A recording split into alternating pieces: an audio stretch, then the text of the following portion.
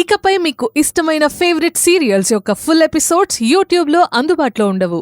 కేవలం సన్నెక్స్లో మాత్రమే ఫ్రీగా చూడొచ్చు. ఆ సిగ్గుతో ఇలా సైలెంట్గా ఉండడం సహజమే. ఇది ఆ సహజంలా లేదు వదినా. ఏదో నిజం దాస్తే వచ్చే ఇబ్బందిలా కనిపిస్తోంది. కావాలంటే ఇంకొంచెం అబ్జర్వ్ చెయ్యి. వాళ్ళ మనసుల్ని చదువదునా.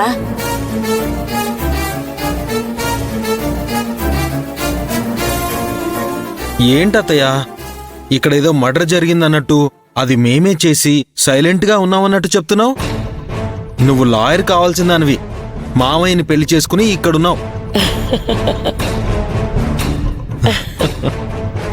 భలే చెప్పావు నాన్న. కొన్నిసార్లు నాకు కూడా నీలాగే అనిపిస్తుంది. వదిలితే అత్తయ్య డిటెక్టివ్ అయిపోయేలా ఉందమ్మా. ఈశ్వరి, ఎలాగో శాంతి ముహూర్తం జరిగిపోయింది కాబట్టి గుళ్ళో జరిపించాల్సిన పూజా కార్యక్రమాలు జరిపించాలి.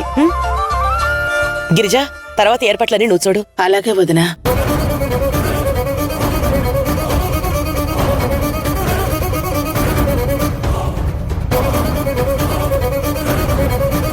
శోభనం జరగకుండా పూజలు చేయాలా? అది తప్పు కదా.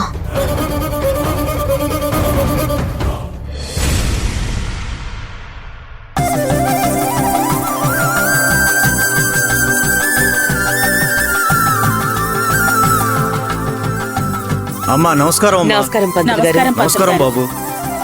అమ్మవారి దయ వల్ల మా కుటుంబంలో వచ్చిన సమస్యలన్నీ దూది పింజల్లా ఎగిరిపోయాయి. ఇప్పుడు అందరం సంతోషంగా ఉన్నాం పంతులు గారు.